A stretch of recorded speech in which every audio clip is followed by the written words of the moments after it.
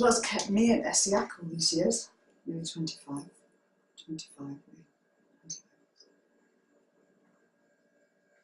It's my duty to Sheila and Mary, my friends, Sheila Snow and Mary McPherson. But even more than that, it's the fascination of the story of how Essiac came to be. And that goes beyond ring case. That goes back to the old medicine man. Because when I researched this, it was so fascinating. I looked at the Canadian, all the advertisements that were put out in the early 1890s in Britain to encourage people to emigrate to Canada, and English people. And then the pattern began to evolve, and it became very clear that Mrs. Johnson's husband had already spent a winter in Ontario, on the frontier in the mining camp. So when she left England, it would have been in the spring, because that's when the weather was better. Remember, 1890, I mean, these ships were still pretty grim. And so she would have arrived in the spring or the late spring. And she hadn't been there in the mining camp very long before she noticed the lump in her breast. Now, the timing is quite critical, and this is what's so interesting. She noticed the lump in her breast, and then this very old Native American medicine man approached her. He approached her and said she was sick and he could cure her. Now, the great question is, what was an old Native American medicine man doing alone in a mining camp full of, English people on the frontier? And that alone is not normal. I mean, they didn't normally stay with the tribe. And yet there he was, alone in the mining camp. And that's extraordinary. And he approached her.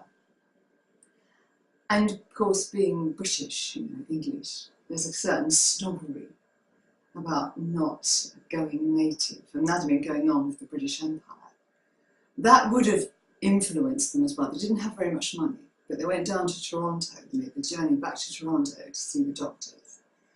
And the doctors took one look at her breast. She was menopausal, and said the only treatment is to have a mastectomy immediately.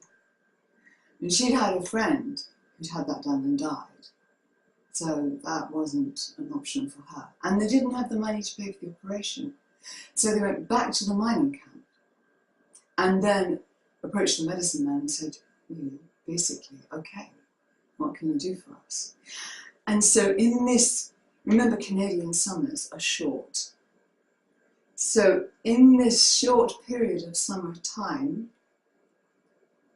the medicine man put together the formula, and I believe, from what I've read, she would have taken it and then shown some improvement, and then it would have been continued.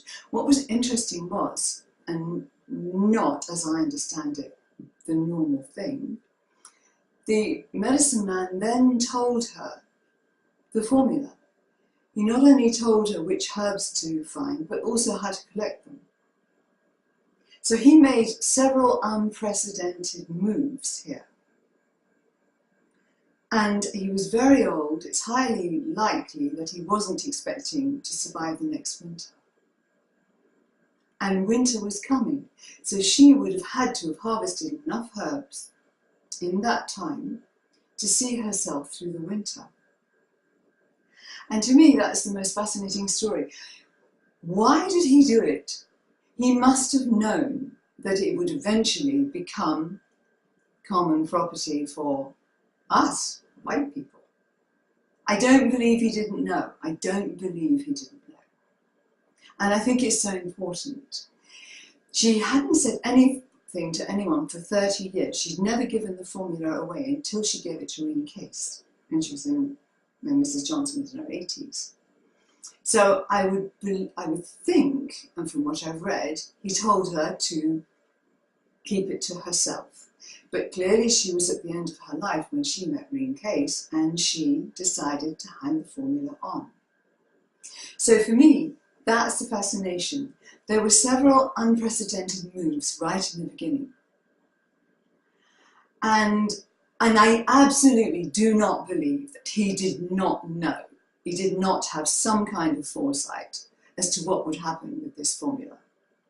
The interesting thing is, as it has evolved over time, it's remained something for the people, by the people. It had its opportunity twice, in 1959 and in 1973 to 76, to be formally investigated.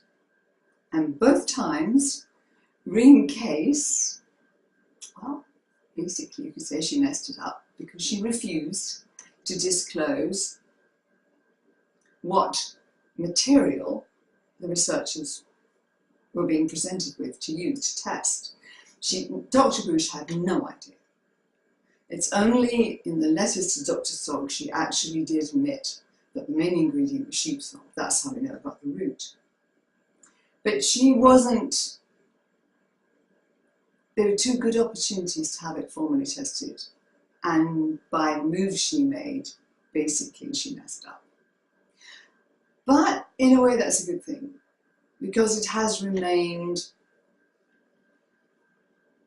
if you like, it's almost like a folk remedy, but in the best form. It's for us, it's for the people. And it gives us choice. So therein is a freedom. But always in my mind, that old medicine man, to me, he's behind it all still. And for me, that's incredibly important. And that's what's kept me at it.